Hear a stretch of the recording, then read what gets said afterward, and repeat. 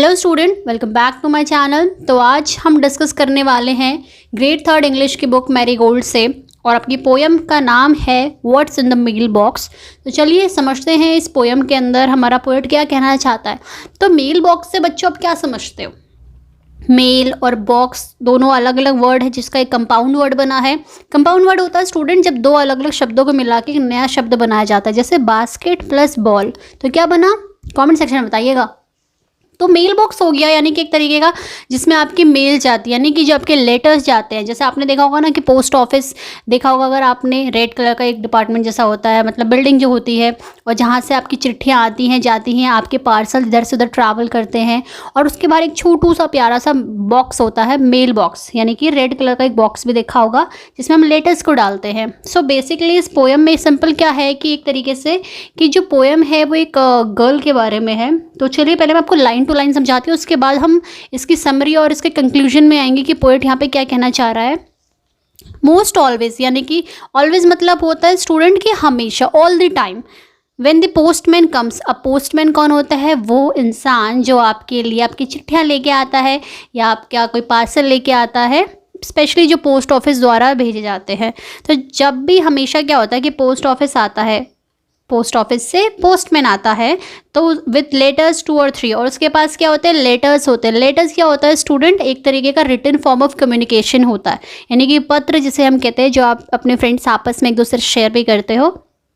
तो लेटर्स आते हैं चाहे 2 हो या 3 हो। They are for my mother and my dad. दे यहाँ पे लेटर्स की बात हो रही है। तो पोइट में क्या कहना चाह रहे हैं हमें कि जो लेटर है वो किसके लिए होते हैं? वो तो मामा के लिए होते हैं या पापा के लिए होते हैं, बट नेवर वन फॉर मी, लेकिन मेरे लिए कभी नहीं होता। मी यहाँ पे आपकी पोइट की बात हो रही है, जो बच्चा ये आपका लेटर पढ़ रहा है एक तरीके से। So most always when the postman come, जब भी ज़्यादातर पोस्टमैन आता है उसके पास लेटर होते हैं, वो हमेशा किसके लिए होते हैं? वो मामा और पापा के लिए होते हैं, but never one for me, और मेरे लिए कभी नहीं होते। See the next what it is written.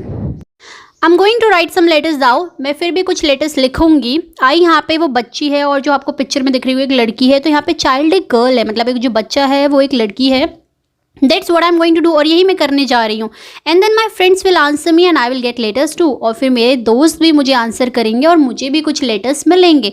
आई और एल डबल एल करके दिया है, इसको आई विल पढ़ा जाता है।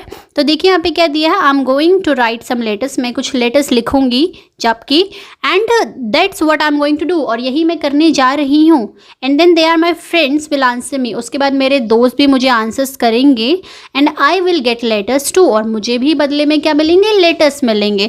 सो बेसिकली इस पोएम की अगर हम बात करें तो एक बच्चा है which is looking at the mail box that is always filled with letters. The postman always came with the letters and they were always for the child's parent, and the child also wanted to get some letters. So first he think that the way to get letters, first to write them, यानी कि letter कब मिलेंगे? जब वो उन्हें लिखेगा, क्योंकि तभी उसके पास कोई ना कोई लेटर से भेजेगा। And then the child decide to write letters to get a reply from her friends. This the way the child also can get letters. So basically if you talk about the poem, the theme of the poem of this, so what's in the mailbox is about how we can connect and talk to friends and family. Even a simple letter can bring so much joy, and one can find ways to make people feel special. So basically इस poem में यही था। एक प्यारी सी बच्ची होती है जो हमेशा देखती है कि उसके घर में पोस्टमैन आता है और कुछ चिट्ठियाँ लेके आता है, लेटर्स लेके आता है, लेकिन वो उसके लिए कभी नहीं होते, वो उसके पेरेंट्स के लिए होते। तो वो चाहती है कि वो भी लेटर्स लिखेगी इसी होप में कि भाई उसके पास भी कोई लेटर आएगा। तो वो सोचती है कि वो अपने फ्रेंड्स के लिए कुछ लेटर्स लिखेगी और फिर उसके बाद वापस उसके पास भी आएगा। So this is about your poem explanation. I hope student आपको क्लियर हो गया होगा। पोएम एक्सप्लेनेशन अच्छा लगे तो लाइक, कॉमेंट, शेयर, और अगर आप नए हैं चैनल पर तो चैनल को सब्सक्राइब करना ना भूलें।